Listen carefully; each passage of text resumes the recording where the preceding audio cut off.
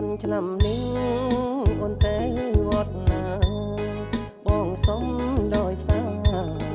ផងណាមៀងមុំជំបានឆ្នាំនេះអូនទៅវត្តណាបងសុំដោយសារផងណា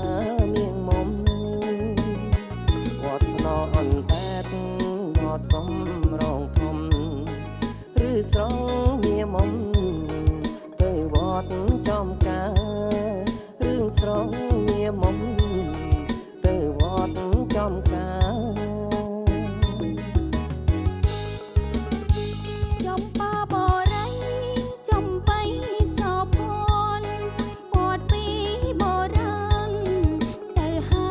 យកូនថាចំបាបរិយចំបៃសោភ័ណ្ឌពតពីបរាណទៅហើយកូនថាវត្តអូតាពៅនិងវត្តអូក្តាវត្តពីនេះណាអូនធ្លាប់លឺឈ្មោះវត្តពីនេះណាអូនធ្លាប់លឺឈ្មោះគ្រាន់តែលើឈ្មោះមិនអងចិត្តទេបើសិនមៀងមេមានបំណងនោះគ្រាន់តែលើឈ្មោះមិនអងចិត្តទេបើសិនមៀងមេមានបំណងនោះបងនឹងនាំទៅដោយស្ម័គ្រស្មោះកូនមើលសំរងវត្តទើបសាងថ្មីកូនមើលសំរងវត្តទើបសាងថ្មី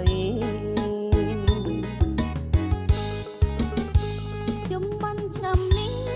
ពីសេងតែកើបានបងនាំទៅទុកស្នាវត្តថ្មីជំបានឆ្នាំនេះពីសេងតែកើបានបងនាំទៅទុកស្នា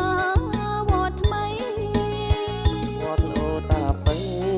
អូក្តាណាថ្លៃយើងមាននិស័យថ្វាយផ្កាផ្សងជួបយើងមាននិស័យថ្វាយផ្កាផ្សងជួប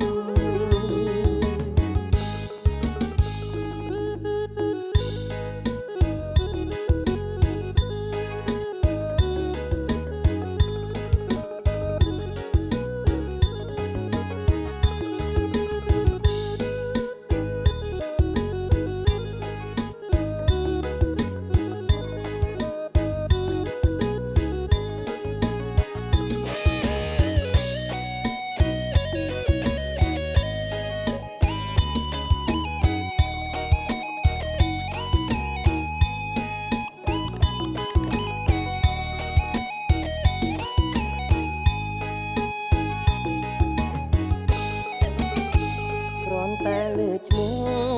មិនអងចិត្តទេបើសិនមៀងមេមានបំណងនោះគ្រាន់តែលើឈ្មោះមិនអងចិត្តទេបើសិន